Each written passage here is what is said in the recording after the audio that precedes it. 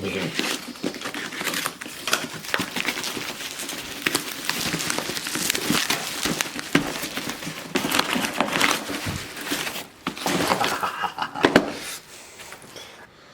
Alright, so as you can tell and from my slightly spastic little intro there, I'm super excited for this kit. I've been looking to find it for like a couple of months now since it was released in Australia at the end of last year, and every time I went to go buy it, it had already sold out. So when I finally found it online on Gundam Express Australia, I kind of had to step it up. It's the Master Grade Barbatos, 4th form. So this is such a cool kit. It's been getting amazing reviews. I'm a big fan of Barbatos. I love the Iron Blooded Orphans show.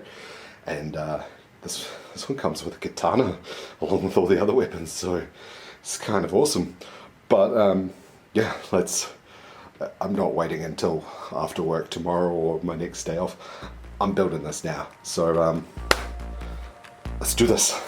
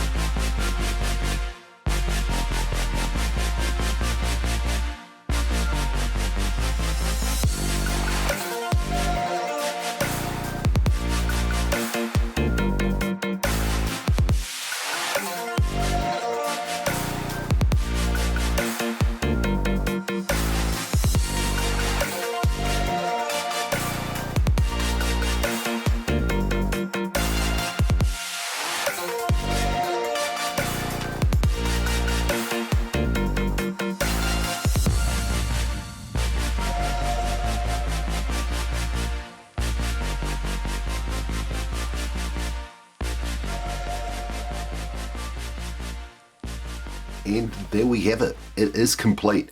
So the Barbatos is probably one of the coolest figures that I have yet had the privilege of building, just for its just general presence once finished. It looks awesome, but as anyone who follows my social media will have seen, I'm a big fan of mechas with katanas, so the fact that this guy comes with one is just really cool to me. So quickly, it does also come with the giant mace, which is extendable and has like these extra swords that come off, which is really, really cool. Like, the detail on them is pretty limited, but they are super, super cool. Let's see if I can get my camera to focus on it. Don't think it wants to, but that's all right. So we've got this weapon, and then you've got this huge weapon, which comes out, goes back in, and you can have this absolutely behemoth gun of a weapon attached to him. But I really like him how he comes with the katana. I've gone with this particular pose because it seems like something that the pilot would have done. And then of course you do also have the sticker sheet.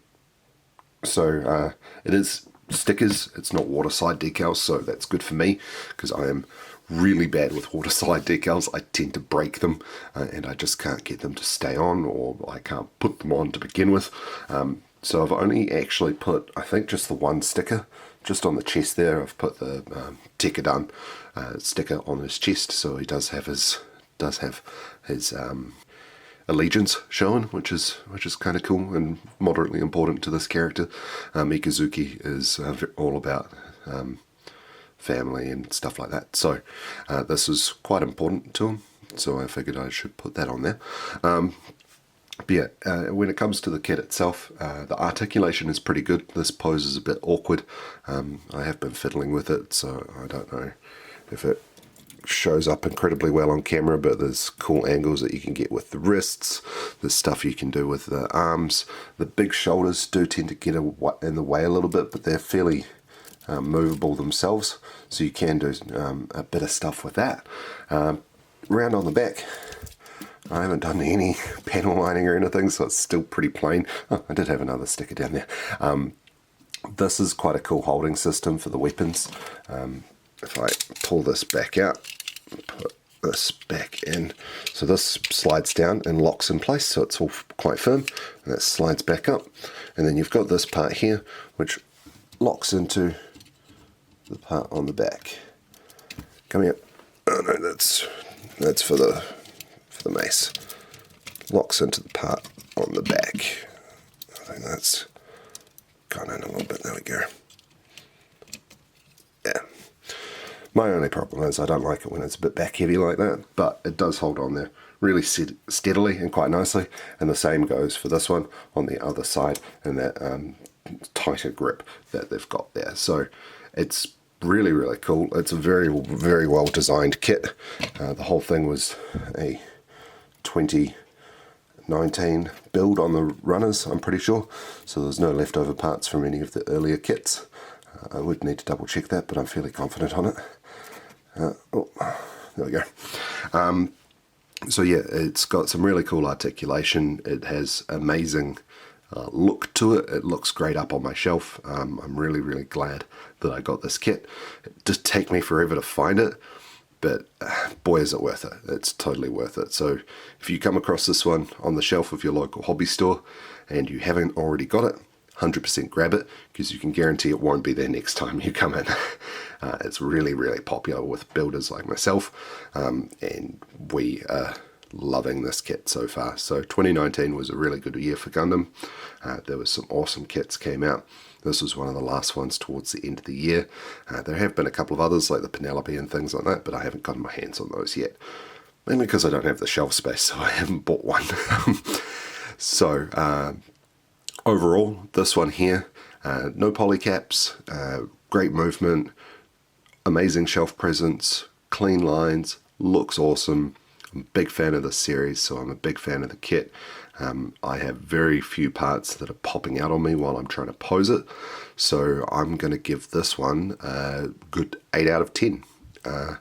Mainly because it doesn't really have that wow factor that a couple of other kits, like the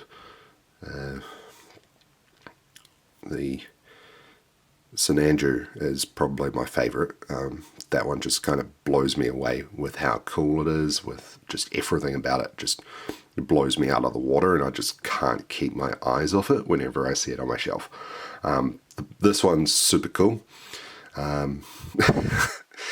Funny to admit, but if the Sinanju had a katana, it'd probably get a perfect 10.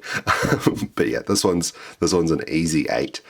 For some people, they're probably thinking that's a bit too low. Some people probably think that's a bit too high. I do find it has a couple of issues in its joints with how far they can move and things like that. Armor tends to get in the way, but it was a real fun build. It looks awesome. I'm really happy I got it. 8 out of 10. So yeah, that is enough rambling from me. I will start on my next kit. I've already posted photos of it on the Instagram and Facebook, so keep an eye out for the next one, and I will see you next week.